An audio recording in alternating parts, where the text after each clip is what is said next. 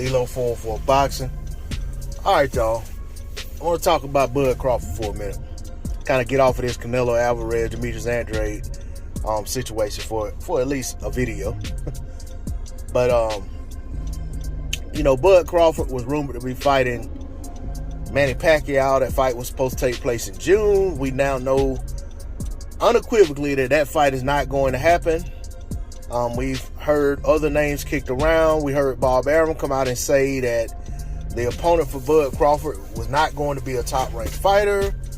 But then you hear Bob Arum also say that Bud may not fight until September or sometime between now and September, which could be the very end of August. But whatever the case may be, and we know Bob lies a lot, but whatever the case may be, we do know that before September, the Ramirez and Josh Taylor fight will have taken place. So there's a lot of speculation that the winner of that fight may move up and fight Bud Crawford. But then you also hear talk that if Teofimo Lopez wins, he may move up to 140 and fight the winner of that fight. So it's just a lot of, mixed conversation being had about what's going to happen with these top-ranked fighters. Ultimately, there is not a lot over on the top-ranked side that Bud Crawford hasn't already fought at 147.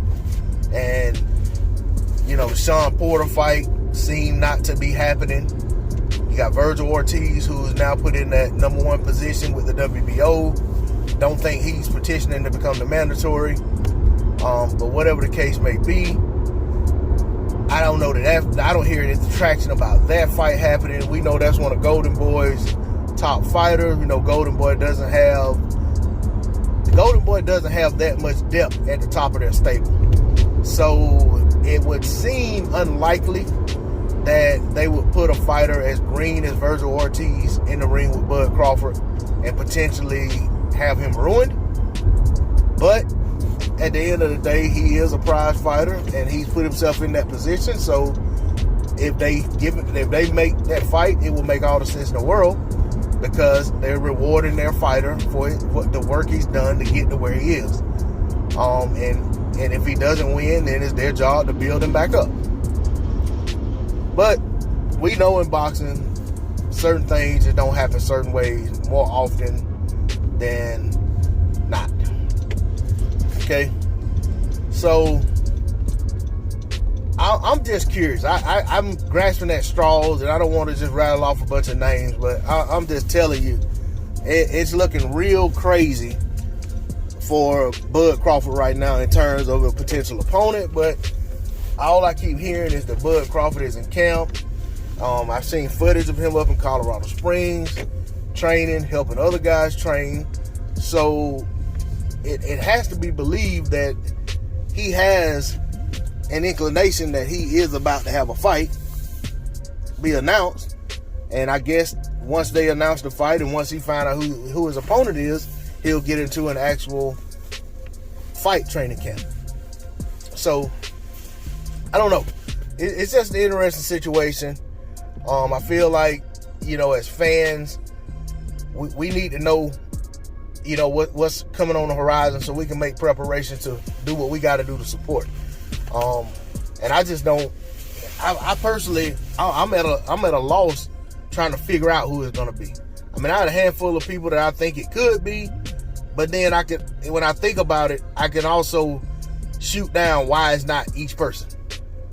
And then there's people that I wish it would be, but I look at what they got going on and say, no, it's not going to be him because this fight is about to take place. It's not going to be him because this fight is not going to take place.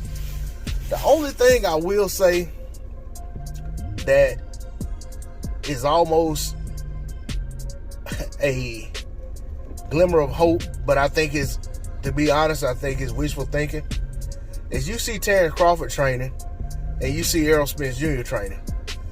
You don't see anything about your Dennis Ugas training. You see your Dennis Ugas making a bunch of videos talking about he wants to fight. So I kind of wonder, what if Errol and Terence have been told to start preparing for this fight, and that the powers that be behind the scenes are going to start trying to make the fight. and if it doesn't happen, they both will fall back on other opponents. I don't know. I mean, maybe that's wishful thinking. Sometimes I'm optimistic to a fault.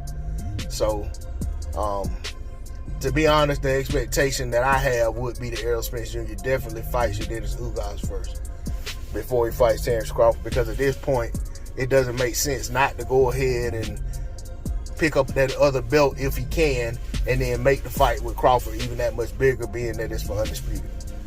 But I don't know. You know, boxing has a weird way of working things out sometimes, and it doesn't always end up being what makes the most sense to us. That's all I got to say on the subject. D-Lo 404 Boxing. Like, share, comment, subscribe. I'm out.